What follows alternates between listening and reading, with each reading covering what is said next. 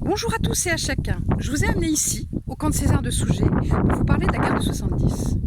Mais beaucoup plus précisément pour vous parler de la grande fête que nous préparons pour la fin du mois d'août, c'est-à-dire le 27, 28 et 29 août, et qui a comme objectif d'une part de se réunir autour d'un programme que je vais vous détailler, mais aussi de se réunir en mémoire de tous ces gens tout simples qui ont traversé cette période terrible de la guerre de 70.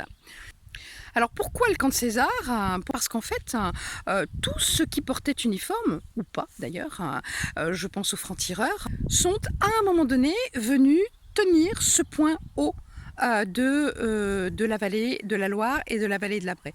On pourrait bien sûr en parler des heures, mais pour ça, nous vous donnons rendez-vous le 26, 27, 28 août, ici, à la vieille église d'Artin, c'est-à-dire juste en face finalement de Sougé et du camp de César. Alors pour un week-end et un programme où il y en a vraiment pour tout le monde et pour tous les goûts. Je ne citerai que les conférences qui sont un moment dans le samedi après-midi où on va essayer de partager un certain nombre de connaissances et de découvertes sur la manière dont les gens de Sougé, mais aussi de toute la vallée du Loire, ont traversé cette année terrible de guerre, mais aussi des reconstitutions historiques grâce à deux associations amies qui nous prêtent leur concours et leur talent.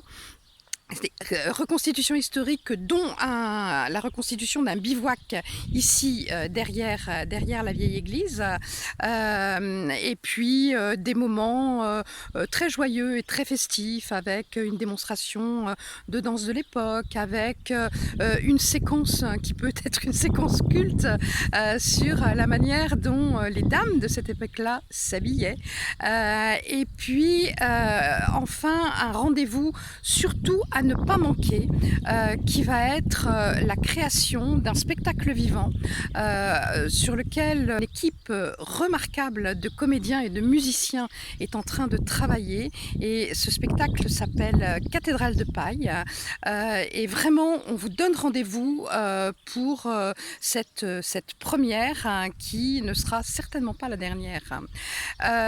Et puis pendant tout le week-end vous aurez accès à une exposition tout à fait intéressante, puis vous aurez un stand avec des livres sur ces thématiques-là, etc., etc., etc.